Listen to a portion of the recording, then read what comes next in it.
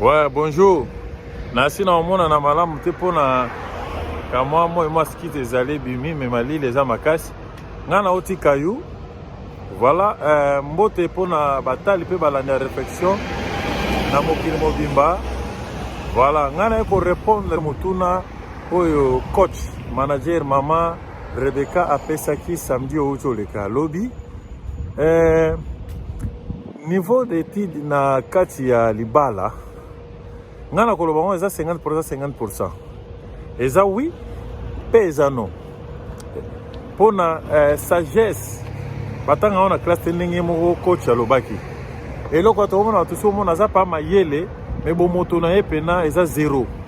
Mosusu patanga mingi te ba compréhension pe dongi. Comme tout ebi ko manifester na kati ya bato na mibale.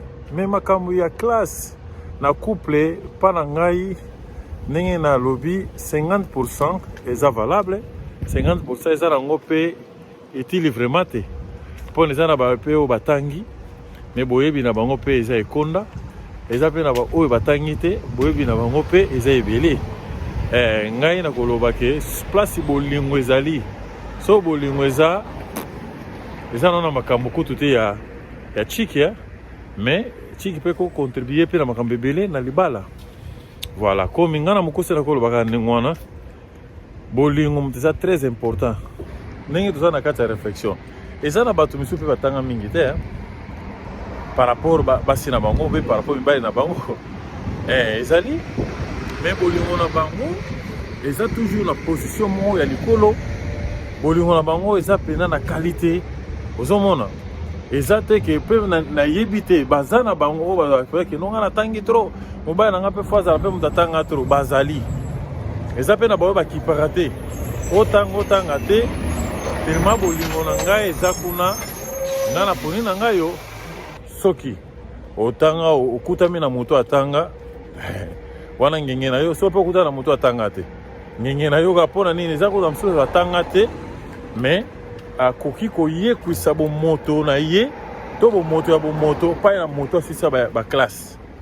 Voilà, ke kozwa ya moto eza kaka classe te tomona pe baoyo babenga ba illettré mais bazwa pena ba vie ya bien quoi. Voilà, pona ngai vraiment bomoto eza très important koleka kelasi wana lobi pona ngai bomoto eza très important koleka kelasi. Pona nini? Soko za na bomoto okoyeba ko vivre na bato pona na kati ya bomoto okoyepe koyekola makambo ya kelasi mais okoza na makambo ya kelasi ebele mais soki bomoto eza moke eza kama pasi. Alors namoni na changer liloba na ngai na kopesa 50% de 50% na changer na suka bosilika te.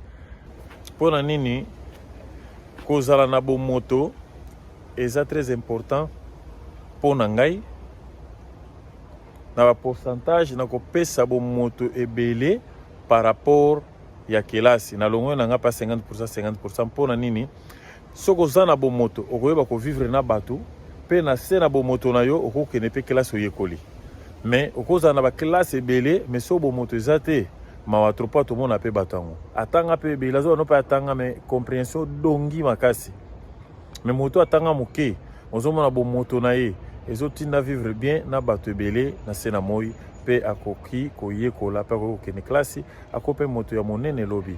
Maman Rebecca, merci, très gentil.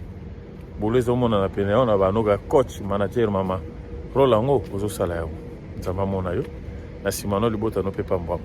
Merci, ciao. Service traiteur. Service traiteur. Nos services, vos services. Mariage, anniversaire, baptême, chez vous, chez nous, partout, avec Service traiteur. Sur place et bien sûr, emporter et pourquoi pas, nous sommes là pour vous. Notre numéro 06 14 49 23 11. Encore 06 14 49 23 11 France. Route de Vaucelas 91 580. Avec nous, Service traiteur, super cool super chic. À manger, à boire, à grignoter. Chez nous, bien sûr. Soyez là, bienvenue chez nous. Bon appétit et à tout à l'heure.